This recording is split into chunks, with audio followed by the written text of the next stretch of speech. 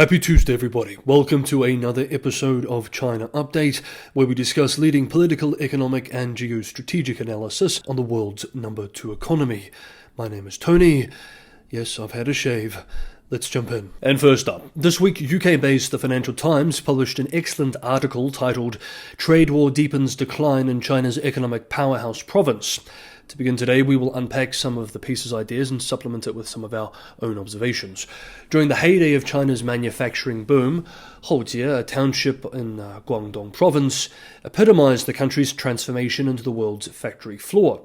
Known for its shoemakers and bustling nightlife, catering to domestic and foreign buyers, Houjie thrived as part of the Pearl River Delta's export miracle. Today, however, many of its workshops sit silent, restaurants are empty, and long-time residents say business has all but dried up.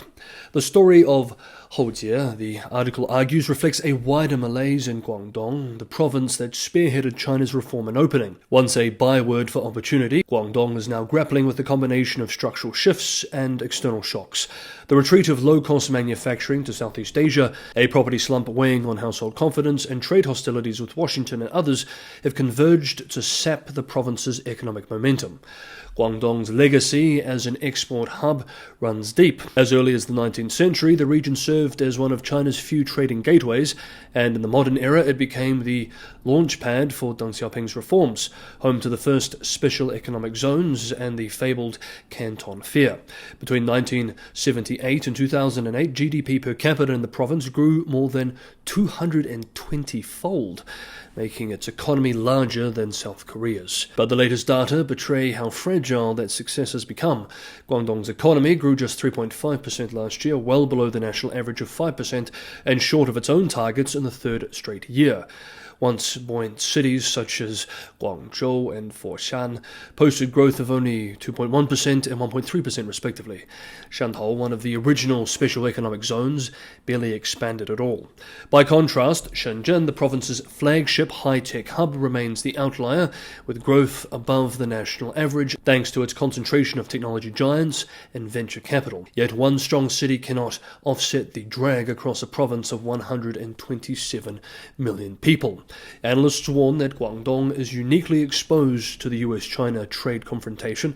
The province shipped almost $821 billion in exports last year, making it the country's largest exporter so far. US President Donald Trump's renewed tariff measures, rolling back exemptions and hiking duties to as high as 30%, are hitting precisely the mid-tier manufacturers that underpin Guangdong's industrial ecosystem. Alicia Garcia Herrero, chief Asia-Pacific economist at Texas, said the blow would be, quote, massive, end quote.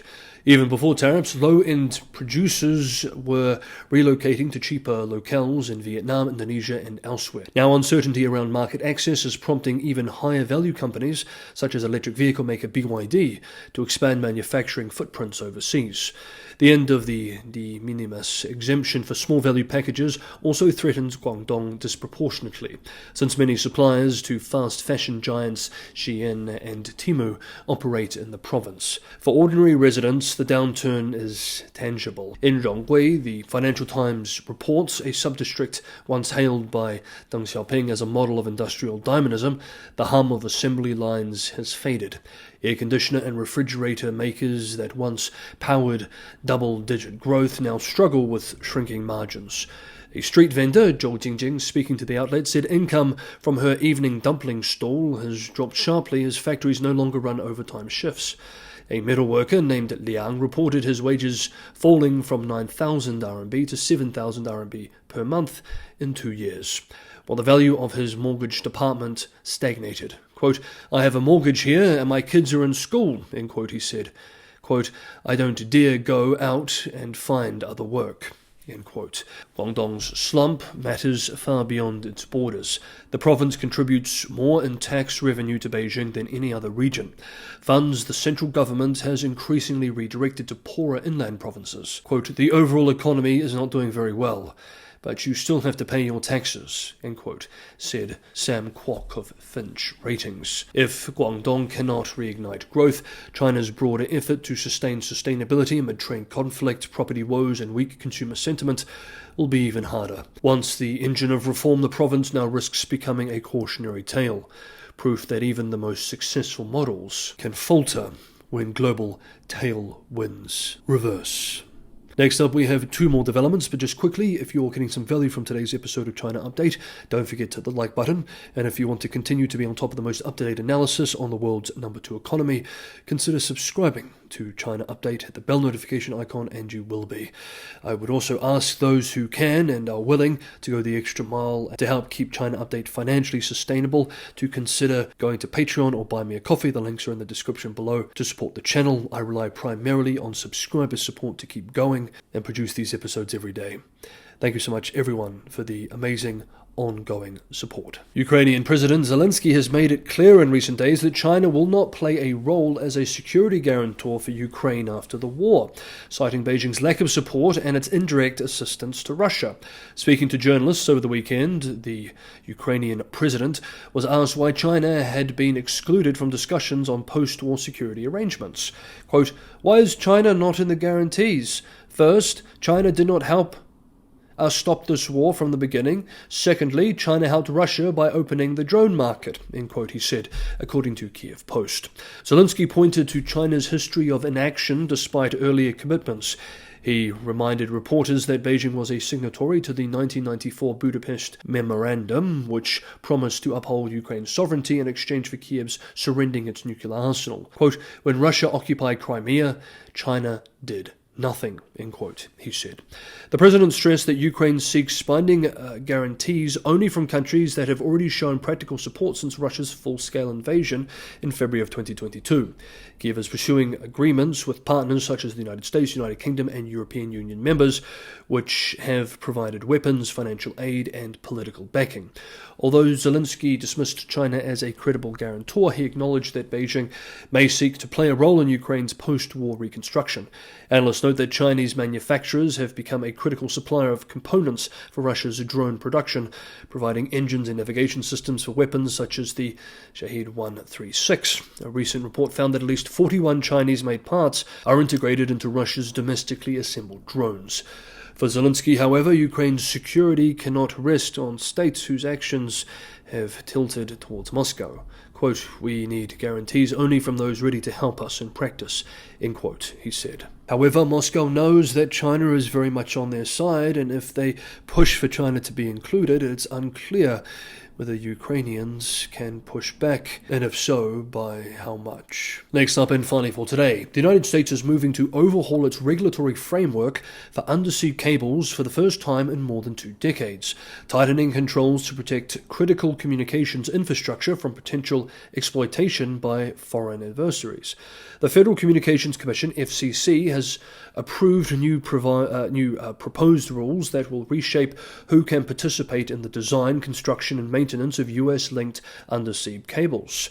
The move effectively bars companies based in China, Russia, Iran, and other designated adversaries from involvement at any stage of the cable supply chain. Following a public comment period, the FCC will finalize the first major revisions since 2001. Undersea cables carry more than 95% of the world's international data traffic and underpin an estimated $10 trillion in daily financial transactions. Indeed, the vast majority of people who are watching this right now will be watching it via one of these undersea cables.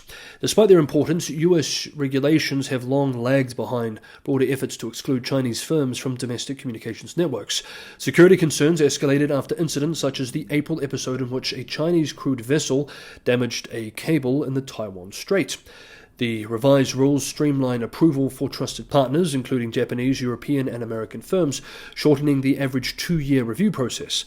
Companies such as Japan's NEC are expected to benefit, though they will face added obligations to verify that no rival-linked entities appear anywhere in their supply chains. Approved firms must also submit cybersecurity plans to guard against potential breaches. An earlier Biden-era proposal that would have required approval every 3 years was abandoned as overly burdensome. Instead, a new framework calls for a 25-year reapproval cycle. The global undersea cable market is dominated by Japan's NEC, US-based Subcom, and France's ASN, but China's HMN Technologies has expanded rapidly in Africa and Pacific Island nations, raising alarms in Washington over strategic vulnerabilities. Technology giants including Google, Meta Platforms, and Amazon Web Services operate many of these networks, making the stakes particularly high. By tightening supply chain oversight and cutting out Chinese and Russian participation, the US hopes to safeguard the arteries of the digital economy for decades to come. Okay, that is today's episode of China Update. Thank you so much everybody for watching. Have a great Tuesday, and I'll see you for the next episode of China Update either tomorrow or on Thursday.